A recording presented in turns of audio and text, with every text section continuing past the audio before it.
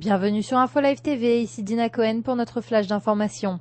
Un Palestinien de 20 ans a poignardé un policier ainsi qu'un civil israélien de 86 ans dans le quartier de Gilo à Jérusalem.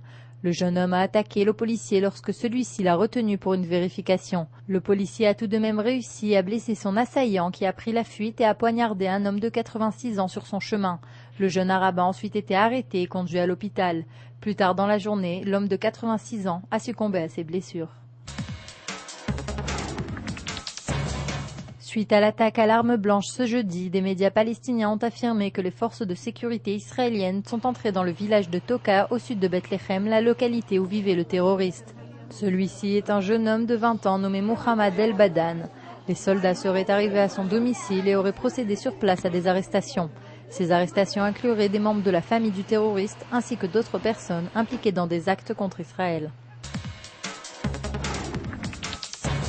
Le président égyptien Hosni Moubarak s'est engagé jeudi à relancer les efforts du Caire en vue de négocier un échange de prisonniers avec le Hamas, après avoir rencontré son homologue israélien Shimon Peres à Sharm el-Sheikh. Le président Peres a été accueilli en grande pompe dans la station balnéaire égyptienne sur la mer Rouge. Selon ses propos, le président égyptien lui a promis d'accroître ses efforts pour libérer Gilad Shalit, ce qui aurait un impact non seulement sur une famille, mais aussi sur l'entière population de la région, a déclaré Peres lors d'une conférence de presse.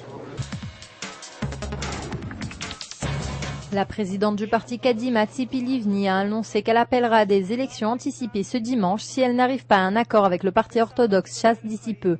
En effet, le parti religieux refuse de se joindre à la coalition de Livni, malgré les propositions élevées proposées par Kadima.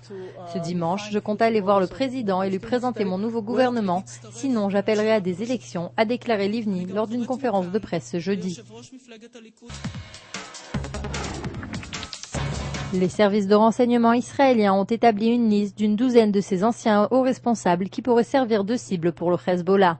Cette liste a été préparée suite aux menaces du mouvement de venger l'assassinat d'Iman Monier en février dernier.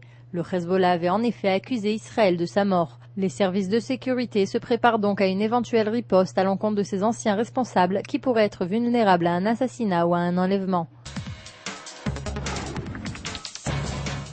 La bourse de Tel Aviv a ouvert ce jeudi matin avec des données stables malgré les chutes récentes de la plupart des marchés mondiaux. Une baisse du Dow et les baisses drastiques des valeurs en Asie avaient engendré certaines appréhensions quant à l'influence sur la bourse de Tel Aviv. Cependant, l'indice MAOS 25 est monté de 0,8%, donc à 768 points après l'ouverture de la bourse à 10 heures. La bourse de Tel Aviv enregistre donc de légères hausses.